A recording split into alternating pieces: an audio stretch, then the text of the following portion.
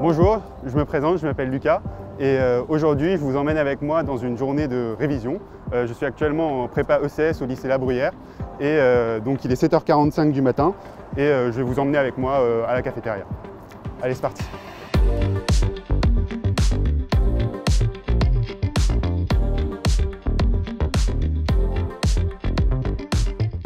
L'objectif de la journée, c'est que pendant la période de révision, je me fixe une structure dans la journée. Donc j'ai des plages qui sont dédiées à certaines matières. Donc le matin, ce sera plutôt mathématiques et l'après-midi, plutôt les matières littéraires, l'anglais, la philo ou la géopo. Et selon mes besoins, j'adapte en fait ce que je fais, le contenu selon les plages. Donc ce matin, ça va être une annale de maths et donc l'après-midi, ce sera l'Asie et après, je réviserai un cours sur l'ACG.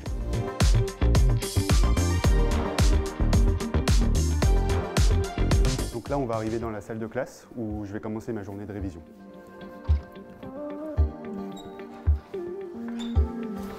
Là, il est 8h15 et je vais commencer mon annale de maths jusqu'à environ midi. Et ensuite, je vais aller déjeuner.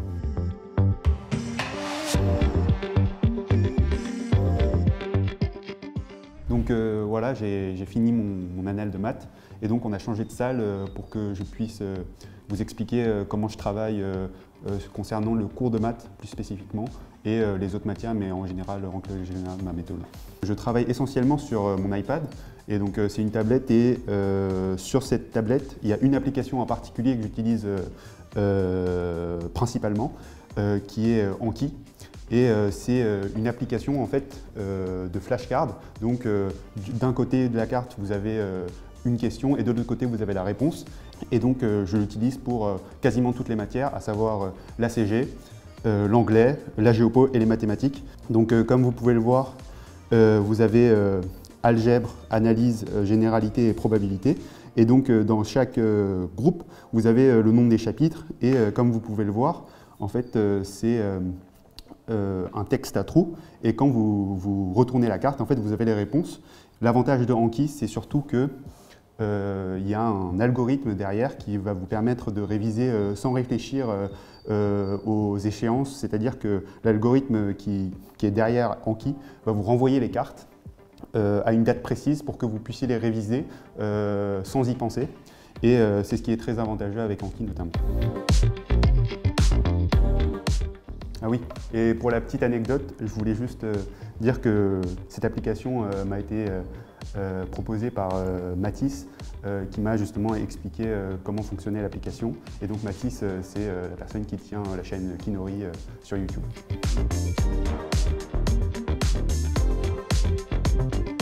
En ce qui concerne la période de révision, donc, on va dire que là on est à la moitié de la période, on va dire. Et pour l'instant, je suis assez satisfait de ce que j'ai réussi à faire. Après, je pense que pour tous les préparationnaires qui sont en période de révision, c'est super facile de se dire qu'on aurait pu faire plus. Si on arrive à la fin de la semaine et qu'on regarde ce qu'on a fait pendant la semaine, on se dit tout le temps qu'on aurait pu faire plus. Mais en réalité, je pense que moi, dans mon cas, j'ai réussi à me dire que tout ce que j'avais prévu de faire, j'ai réussi à les faire. Et je pense que c'est une certitude que je peux avoir et finalement la chose aussi que je me dis pendant ces périodes de révision, c'est que quel que soit le travail que vous fournissez pendant la période de révision, le travail il s'est fait surtout dans les 2 années de prépa, la première et la deuxième année, et que la période de révision c'est une révision. Donc finalement j'essaye d'être assez serein et de ne pas trop m'angoisser à ce sujet. J'avais une discussion assez intéressante avec un ami de ma classe qui m'avait dit justement que si on arrivait prêt au concours, c'est qu'on est forcément arrivé en retard. Et je pense que c'est assez vrai dans le sens où je pense qu'on soit cube ou en carré, lorsqu'on est à 3 jours des concours, personne ne se sent prêt en réalité. Et je pense que je ne m'imagine pas encore en école, même si j'aurais voulu, parce que en réalité en préparationnel, je pense que c'est un peu une sorte de paradoxe. Mais en réalité, on découvre l'école un peu au moment des oraux pour une majeure partie des préparationnaires. Et donc s'imaginer en école, voilà, c'est un peu compliqué pour moi encore. Mais c'est vrai qu'en ce qui concerne mes objectifs de concours, j'aimerais bien une école du top 5 et et idéalement une parisienne. Ok, donc là on a juste fini une séance de révision et je vais manger avec mes potes.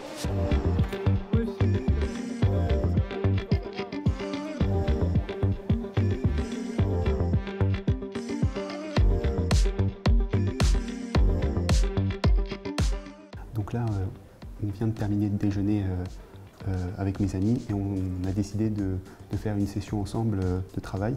Durant cette session, chacun fait un peu les matières qu'il veut, et en l'occurrence, pour moi, je vais faire de la géopo et en l'occurrence le chapitre sur la mondialisation. Une fois que j'aurai terminé ça, je vais rentrer chez moi et je vais continuer à travailler chez moi.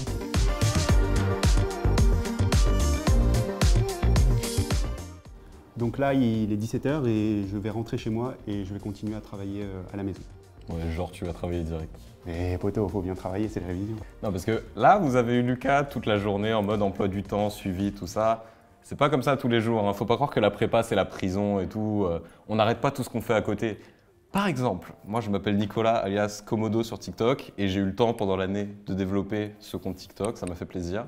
Et voilà, c'est les choses qu'on fait à côté, on peut pas tout lâcher quand on en fait. D'ailleurs, en ce moment, il en produit pas beaucoup des petits. Ouais, mais c'est révision de concours, voilà, on a nos priorités, mais bon, il y a quand même des moments de temps libre et tout, faut pas croire que la prépa c'est la prison. Allez le suivre, allez le suivre.